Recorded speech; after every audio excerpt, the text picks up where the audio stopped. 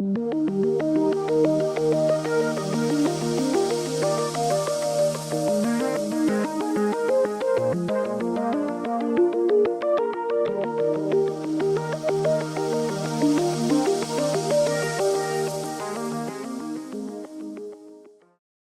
I did my training, my fellowship training in allergy immunology right across the street at the University of Texas Health Science Center. And I knew I was purchasing a practice right here across the street. And so we began to do clinical research during my fellowship. We were one of the first centers to actually do that in the early 80s. And I really enjoyed it and spoke to some of the pharmaceutical sponsors we were working with and said, hey, I'll be right across the street and I'll have a decent sized practice. How about if you ever need another site in San Antonio, give me a call. And 6 weeks after I started, I had my first ragweed study.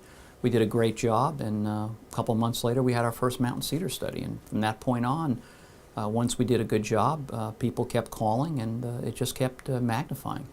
I had a full-time private practice for 27 years, but over the past several years, I have sort of divested myself of the practice, and I've begun to do the research more on a full-time basis.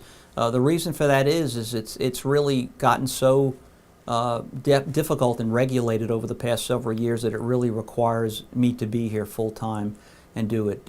You've seen yourself some of the paperwork and regimentation that goes on. It's not something you can do part time anymore, and so I decided after all those years in practice that this was a good opportunity for me to cut back a little bit but still do something that I really enjoyed.